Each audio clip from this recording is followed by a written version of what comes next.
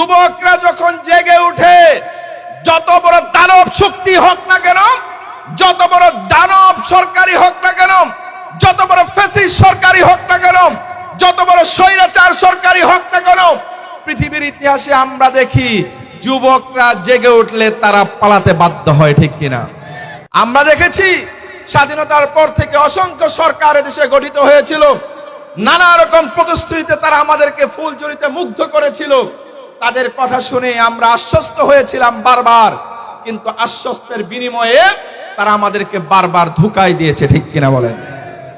আর ধোঁকায় পড়তে চায় না যুব সমাজ। প্রিয় ভাইয়েরা, অনেকবার ধোঁকা খেয়েছেন। একটিবার ইসলামের জন্য ঐক্যবদ্ধ হন। ইসলাম যদি জেগে উঠে সত্যিকারের সুন্দর বাংলা গড়বে, ঠিক কিনা বলেন? কারণ অনেক শাসন দেখেছি, এ পর্যন্ত স্বাধীনতার পর থেকে আমরা ইসলামের শাসন দেখি নাই। দেখেছেন আপনারা? আমরা কেউ দেখি নাই। অনেক মার্কায় ভোট দিয়েছেন, অনেক আদর্শ বাস্তবায়নের জন্য ভোট দিয়েছেন, গণতন্ত্র বাস্তবায়নের জন্য ভোট দিয়েছেন, অনেকে আবার সমাজতন্ত্র বাস্তবায়নের কথাও বলে। একটিবার ইসলামের জন্য ভোট দিবেন, আশা করি আগামীর বাংলা হবে আমাদের সোনার বাংলা, ঠিক কিনা বলেন? মাওলানা বদরুজ্জামান কলরব, হাফেজ মাওলানা বদরুজ্জামান কলরব। নারে তাকবীর, আল্লাহু আকবার। নারে তাকবীর, আল্লাহু আকবার। ইসলামী যুব আন্দোলন জিন্দাবাদ, জিন্দাবাদ।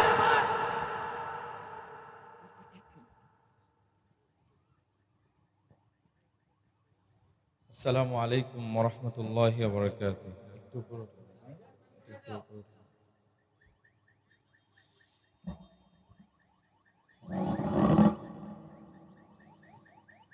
ইসলামী যুব আন্দোলন বাংলাদেশ শিলমান্দি ইউনিয়ন শাখা কর্তৃক আয়োজিত ইউনিয়ন যুব সম্মেলন উপলক্ষে আয়োজিত আজকের এই ছাত্র যুব জমায়েতের সম্মানিত সভাপতি, শিলমান্দি ইউনিয়ন শাখার সংগ্রামী সভাপতি জনাব মোহাম্মদ আলাউদ্দিন মিয়া, উপস্থিত রয়েছেন ইসলামী যুব আন্দোলন নরসিংদী জেলা শাখার দপ্তর সম্পাদক HM উমর ফারুক বিন হানিফ, উপস্থিত রয়েছেন বিশেষ বক্তা ইসলামী যুব আন্দোলন নরসিংদী সদর থানা শাখার সভাপতি মোহাম্মদ জহিরুল ইসলাম ভুইয়া, বিশেষ অতিথি হিসাবে অত্র এলাকার কৃতি সন্তান, আগামীর স্থানীয় ইউনিয়ন পরিষদ নির্বাচনের সম্ভাব্য পদপ্রার্থী জনাব আলহাজ বেলায়েত হোসেন সাহেব, মঞ্চে উপবিষ্ট রয়েছেন স্থানীয় নেতৃবৃন্দ, আমার সম্মুখে উপবিষ্ট দিন প্রেমিক, ইসলাম প্রেমিক, ইসলামী আন্দোলন বাংলাদেশের আগামী যোগ্য নেতৃবৃন্দ, সবাইকে শুরুতেই আন্তরিক মোবারকবাদ জানাচ্ছি। প্রিয় যুবক ভাইয়েরা, আমরা যদি ইতিহাসের পাতায় একটু চোখ বুলাই, আমরা দেখব পৃথিবীর ঐতিহাসিক যত অভ্যুত্থান বলেন, যত পরিবর্তন বলেন, যত ধরনের বিপ্লবী কর্মকাণ্ড দেখবেন, আমরা দেখব সবগুলোতে সামনের সারিতে যারা ছিল তারা হলো যুব সমাজ।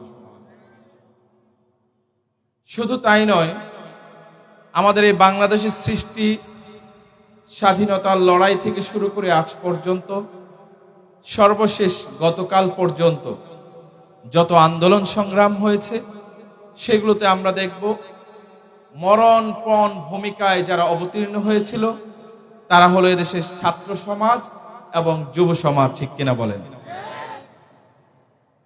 স্বাধীনতার যুদ্ধে আমরা যাদেরকে এখন মুক্তিযোদ্ধা হিসাবে চিনি, যাদেরকে দেখি আমাদের সমাজে, তাদের সাথে যদি আমরা কথা বলি, প্রত্যেকেই তাদের সেই ঐতিহাসিক স্মৃতি আমাদের সম্মুখে শেয়ার করেন। তারা বলে থাকেন, স্বাধীনতার সময় আমি যুবক ছিলাম, আমার বয়স ছিল কম, যে কারণে সাহস করে এই দেশকে স্বাধীন করার জন্য বিশ্বের বুকে একটি মানচিত্র, নিজের একটি মানচিত্র তৈরির জন্য, একটি পতাকার জন্য, একটি সম্মানজনক দেশের জন্য লড়াই করেছিলাম। যুবক ছিলাম বিধায় জীবনের কোনো মায়া ছিল না, জীবনের কোনো ধরনের আমাদের কোনো রকম বাধা বিপত্তি ছিল না। যখন ডাক এসেছিল জীবনের মায়া ভুলে, রক্ত আঘাত ভুলে, মৃত্যু ভুলে মাঠে ময়দানে ঝাঁপিয়ে পড়েছিলাম। তাদের কাছ থেকে আমরা এই কথাগুলো শুনি। এই ইতিহাসের মানে হলো, যেই যুবক তার সম্মুখে এখন সময়, সেই চাইলেই তার সমাজটিকে পরিবর্তন করে দিতে পারে। যেই যুবক তার এখন সময়, সে চাইলে তার রাজনীতির পরিবর্তন করে দিতে পারে। যেই যুবক এখন তার সময়, সে চাইলে তার ফিউচারকে সে পরিবর্তন করে দিতে পারে। যুবক যদি জেগে যায়, পৃথিবীর এমন কারো সাহস নেই তাকে ধরে রাখবে, আটকে রাখবে।